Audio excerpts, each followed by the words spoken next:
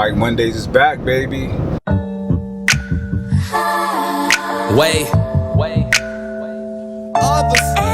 Right now I'm in Long Beach, LBC.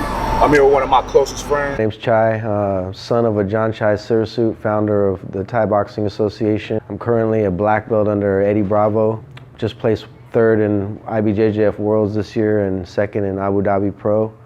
I'm here bringing 10th Planet Long Beach and the Thai Boxing Association to the streets of Long Beach, man, trying to make it happen. I came out to check out Chai's new school. He's opening up a 10th Planet Long Beach. Starts in the ancient ruins of Ayutthaya in Thailand, goes down to modern Bangkok, and I have it meshed with downtown Long Beach. Got to throw the pyramid and the Queen Mary in there. It meshes with Rio de Janeiro. In a couple more weeks, this school will be open. It's gonna be full MMA, right? So if y'all want to learn how to really get down, or if you already get down, this is the spot. 7th Street and Pine, Long Beach, downtown Long Beach. Got a photo shoot for Better Bodies today. All of the new stuff I'm excited about. I love the new shit that Better Bodies is doing. Of course, you guys know that I'm collaborating with Better Bodies as well with the B Alpha stuff. You know, all the links down below. Go ahead and check that out.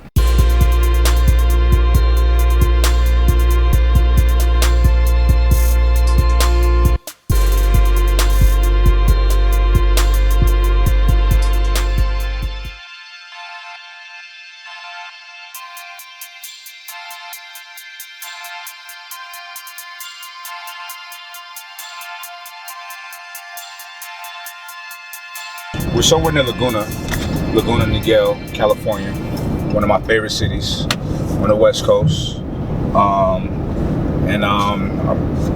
Shout out to Nutrition Zone, my boy Trent, Joe. They're giving me an award today. I'm Lindsay, the marketing manager here at Nutrition Zone. Mike and I go way back to OG Metroflex, White Walls. There he is. What's up, man? How you doing? See ya. It's been a second. Man, like a year, right? Is it really? I think so. No way. It's been some time. Oh wow. Yeah, you guys are too busy for me, man. Oh, dude, you're making all the moves. There he is. What up, player? How you doing, bro? Hey, man, how you been? Good. Looking good, dude. Entrepreneur of the year. Thank you. Yo, this is dope, man. I appreciate this. I was telling Mike Monday people, why would you give this to me? I'm just a regular business guy, but I had to think about all of the, you know, I started a few businesses last year and scaled some businesses and took over a business, and I guess fuck it, why not? You know, and I'm very appreciative of it anyway, and especially when your peers recognize you. Especially peers that are very successful, and these guys are. They do big business internationally. So this is a huge honor for me. So anyway.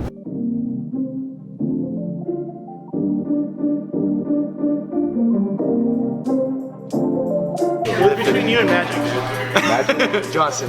Oh. you gotta pass the torch. About this time a year ago, I had a dinner with him.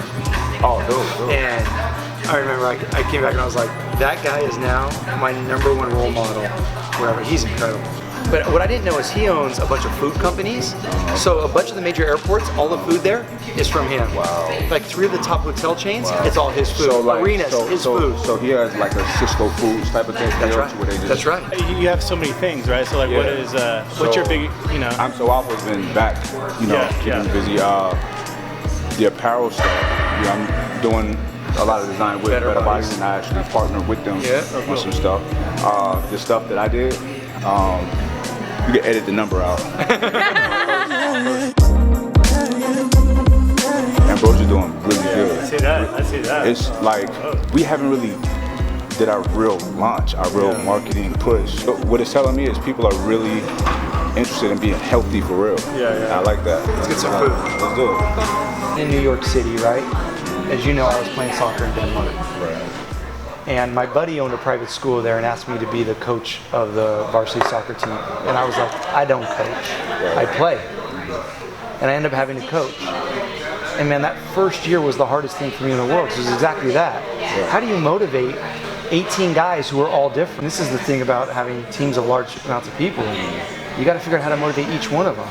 I know a lot of guys who I've worked with, right, who try to manage everybody the same way, always backfire. So the key is, obviously we're going to be us, but what does that guy need? This guy, I moved him down to Arizona, and I was super honest with him about everything, and just how I am, and I said I'm not that pleasant. Yeah. I know I'm not. It's oftentimes I wonder why people like being around me sometimes. Like, why you know what I mean? Because I'm so focused on things, and I'm tunnel vision sometimes, and I'm like, you know, so people want to be around you because they're going to learn from you. You're going to provide opportunity that they can't elsewhere, or they're making more money with you than they could provide elsewhere, right? And I think it's always important to identify. We do it all the time. I mean, right, with Lindsay and I'm like, hey, when you believe that you either A, have stopped learning here, B, have more opportunity elsewhere, right? Or 3, can make a lot more money elsewhere, it's time for you to go. Yeah, for sure. And that's what I want. I want people that I work with, that work with me, for me, to be able to be bosses somewhere. That's right. You know, I take pride in that. You know what I'm saying? So what does Mike Rashid's empire look like in 5 years? I don't know. And I say that because I'm not one to make and lock myself into plans. Now I'll set goals and targets and work hard at that. I get a lot of enjoyment out of that, but I don't know, because the way life has been so far is like things that pop up and it may interest me and I hop on it, you know what I mean?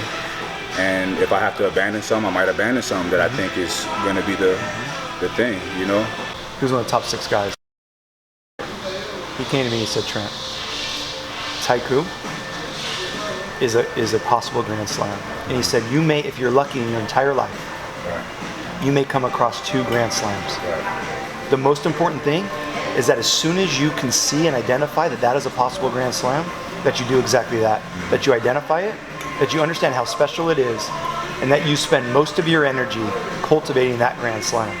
What I'm constantly trying to evaluate is, I have that guy's words in my head, which of these is a Grand Slam?